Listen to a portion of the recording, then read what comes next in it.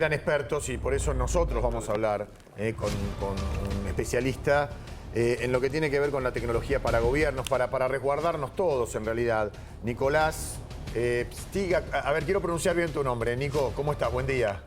Perfecto, buen día Guillermo, ¿cómo estás? Buen día para todos. Bueno, ¿lo dije bien? Sí, excelente, excelente. Bueno, ¿viste este caso? Le roban el celular, es como aparentemente en la misma banda, enfrían un poco, pasan 6 días, le vuelven con todo a su propia casa y tenían todos los datos y pudieron hacer todo el movimiento de dinero, aun cuando uno cree que es imposible. ¿Nos contás un poco qué reflexión te merece primero este caso y después vamos a lo general? Bueno, nada, en primer lugar, por supuesto, solidarizarme con la víctima, porque cuando sos víctima de este tipo de situaciones y sobre todo cuando se dan dos situaciones así tan seguido, la verdad es que te mueve el piso de tu vida completamente. Sí, transmitir tal vez algo de tranquilidad, aunque no valga mucho en este momento, en lo que respecta a la cuestión financiera, porque los bancos en los que le sacaron préstamo, les movieron dinero, si no pueden comprobar que efectivamente lo hizo ella, tiene todo a su favor. La van a resarcir. Claro, o al menos así debería ser. No significa que el camino sea fácil, a mí me ha tocado transitar por ese camino y es difícil. Y después, nada, Guillermo, entender también que antes hablábamos solamente de prevención, pero ahora también hablamos de recuperación en términos de ciberseguridad, si se quiere, porque acá entra en juego la ciberseguridad también. Claro. Nicolás, ¿qué es lo que primero que tenemos que hacer cuando nos roban el teléfono? Bueno, teóricamente lo primero que deberíamos hacer es llamar por teléfono desde otro lugar para que lo puedan bloquear a la compañía de teléfonos celulares. Pero lo que terminan bloqueando es la línea. No terminan bloqueando el dispositivo, ¿sí? Terminan bloqueando solamente, por decirlo de alguna manera, la tarjeta SIM. Claro. O la eSIM. Pero el dispositivo sigue siendo utilizable. Entonces, ¿qué deberíamos hacer ahí? Bueno, en los dispositivos con Android tiene su propio sistema, los dispositivos con iPhone tienen su propio sistema, pero deberíamos ingresar al sistema de Android o de Apple para poder bloquear el dispositivo. Ahora, ¿qué pasa? Son sistemas que se armaron de laboratorio y que no tuvieron en consideración algunas cosas que pasan en la vía pública, por ejemplo. Te doy un ejemplo, Guillermo. Me ha pasado de ver cómo le robaban un teléfono a una persona, invitar a esa persona a mi oficina, decirle conectate para bloquearlo y que no lo pudiera hacer porque tenía que tener el teléfono para poder ingresar al sistema. ¿Me explico? Claro, sí. Entonces, entras en una rueda de la que no salís más. Entonces, ahí lo que es clave es que cada una de las aplicaciones que tenés en el dispositivo móvil tengan acceso por reconocimiento facial o por huella dactilar, si tenés la posibilidad de tener ese mecanismo, sino por código de desbloqueo, o sea, desde WhatsApp hasta las billeteras virtuales y los bancos, todo. De todo, sí. Yo te quiero preguntar, en base al tema que estamos ahondando, este robo, cuando nos robaron el celular, quienes nos han robado y vemos que intentan entrar a las cuentas, nos da una sensación de vulnerabilidad, de miedo. Ahora, que lleguen a la casa de nuevo, intenten robar nuevamente, ¿qué utilizaron? ¿Qué pueden estar utilizando? ¿Qué dato del teléfono pueden estar utilizando como para hacerle un seguimiento a la víctima?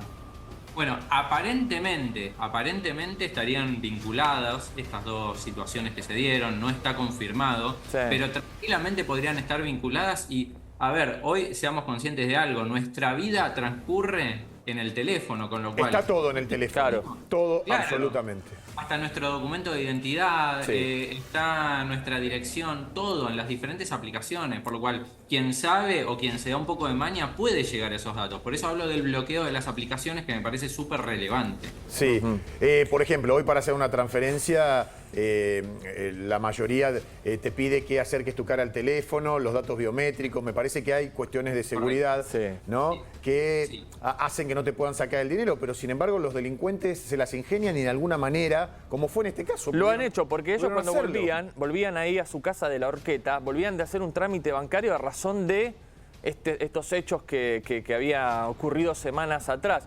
Ahora el gobierno saca a través del Ministerio de Seguridad un nuevo número, el 910, asterisco 910, para bloquear más rápido. También estamos bloqueando la línea, no estamos bloqueando ahí el email. El teléfono lo pueden desbloquear y seguir utilizando. A ver, hablemos de eso. ¿Qué nos va a dar el 910? para estar seguros de que no van a poder hacernos todo este desastre? Bueno, es algo todavía, yo no tengo toda la información sobre cómo van a abordar cada uno de los casos. Sí. Lo que sí les puedo decir es que esto es un llamado de atención más que para los gobiernos que vienen actuando en este tema, pero no tienen más posibilidades que bloquear la línea de teléfono. Sí. Es un llamado de atención también para que los bancos, los procesadores de pago, las famosas billeteras virtuales, sí, trabajen mancomunadamente en abordar este tema, porque pasa mucho esto de que me roban un dispositivo y tardo demasiado en darlo de baja. Ok, pensar en algún mecanismo de prevención que se pueda utilizar, por supuesto, claro, que permita que no exista un mal uso, ¿no? Que yo no le bloquee algo a alguien más, pero sí que se pueda hacer un bloqueo preventivo, de llamar a un número y decir: me pasó esto, y que todos los procesadores de pago y cuentas bancarias que estén bajo mi titularidad, bajo mi número de quit, se bloqueen de manera preventiva, aunque sea, y que yo los tenga que desbloquear para poder utilizarlos habitualmente. Hoy, Nicolás, ¿esto no lo tiene ninguna entidad bancaria? Es que lo tienen de manera aislada. Claro. Y la realidad es que las entidades bancarias y los procesadores de pago pierden mucho dinero por esto. ¿Sí? O sea, no es que no pierden, porque generalmente terminan saliendo a devolver ese dinero, porque por supuesto no pueden comprobar que realmente fue la persona quien realmente solicitó el préstamo o quien utilizó ese dinero. Entonces, sí, más allá de que tienen algunos mecanismos, sí, esto debería estar hecho en conjunto. O sea, es momento de que los bancos y los procesadores de pago trabajen de manera mancomunada. Tal vez que el Banco Central pueda ocupar un rol en esa discusión, porque es un mecanismo que podría prevenir algo que está afectando a todos realmente. Claro, o sea, porque además, Nicolás, surge un problema. Hoy tenés dos tipos de delincuencia: el que te roba el celular para sacarte los datos, para sacarte todo el dinero, sí, y porque antes era el celular para llevarlo a una cueva en 11, ponele, claro, y vender el hoy evidentemente el celular genera hoy te arruinan, más. Es más, hemos visto robos en los cuales directamente le apuntan a la víctima para que hagas la transferencia en el momento. Hay seguridad, teniendo en cuenta que hay multiplicidad de billeteras virtuales, bancos y todo eso. ¿Hay posibilidad de que, o es seguro que la plata vuelve? Porque en este caso dice que le pidieron hasta préstamos personales. Sí, mira, ahí entran en juego discusiones legales, como yo no soy abogado, no voy a profundizar en algunos puntos, pero sí desde la experiencia les puedo comentar que para poder hacer una transferencia se utiliza un mecanismo de firma electrónica, ¿sí? Sí. Existen diferentes mecanismos. La huella es uno, pero en realidad el mecanismo de firma electrónica tiene la particularidad de que cada entidad define cuáles son los procedimientos que va a utilizar, ¿sí? Y ante un hipotético desconocimiento de esa transacción, la entidad tiene que demostrar que efectivamente fue la persona quien lo hizo, ¿sí? Como dicen los abogados, invierte la carga de la prueba, con lo cual el 90% de las probabilidades termina dando en que el dinero se lo van a devolver a la persona. Claro. Porque si yo soy una entidad bancaria y digo: vos sacaste, Guillermo sacó un préstamo conmigo.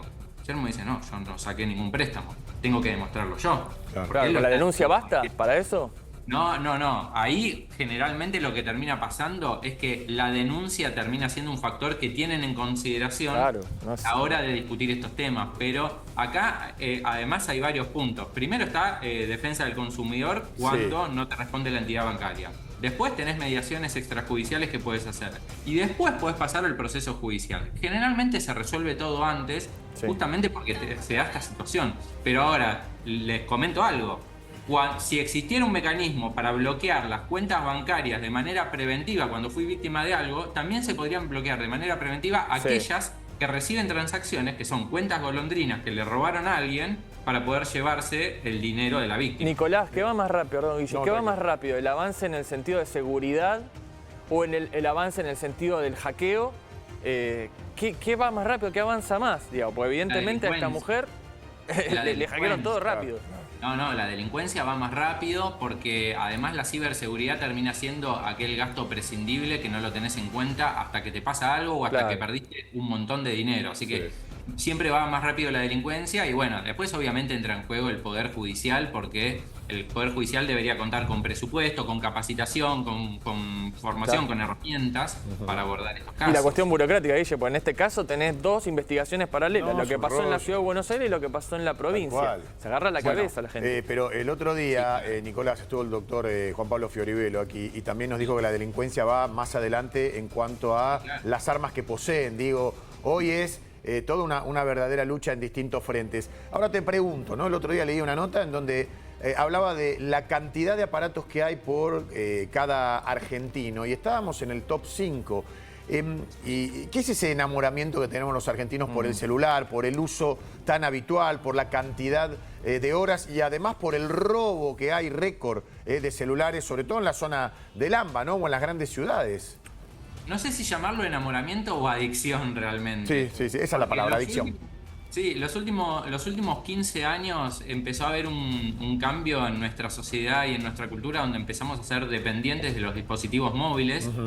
Desde para poder hacer una transacción bancaria, como estamos hablando acá, hasta para poder comunicarnos. Entonces, hace poco fue el apagón en España, por ejemplo, y un tiempo atrás fue el temporal en Bahía Blanca. El 50% de los problemas que hubo en los dos casos fue por falta de comunicación. ¿Por qué? Porque hoy no contamos con otras herramientas que no sean los dispositivos móviles para poder comunicarnos. ¿Sí? El cara a cara se perdió mucho también en los últimos años. Entonces digo, hoy es parte de nuestra vida y nos guste o no nos guste, está siendo de esa manera y tenemos que tomarlo con seriedad y con responsabilidad, tanto desde el punto de vista de la salud en el uso de estos dispositivos, porque tampoco es bueno estar 11 horas por día conectados a la pantalla, pero también desde el punto de vista de la seguridad. Nico, la verdad que es un aporte muy valioso, fundamentalmente por todo lo que estamos viviendo en estos días, para saber cómo actuar rápido y para entender un poco este ecosistema permanente. Yo mientras hablo con vos, estoy viendo el celu, estoy recibiendo información. Uno lo necesita para trabajar, lo necesitas para leer los portales, lo necesitas... Tenés acá... el barrio, el síndrome de abstinencia, si no lo tenés. Para pagar cuenta. Para todo. Para todo. Para todo. Te queremos invitar aquí a nuestros estudios, al piso, un día. ¿Podés la semana que viene? Ahora Cuando quieran. Dale. Un placer, lo hablo con la producción y lo hacemos. Dale, es muy importante esta pedagogía de celulares y en realidad de tecnología en general. Muchas gracias, Nico. Hasta luego. Un abrazo para todos. Buen día. Adiós.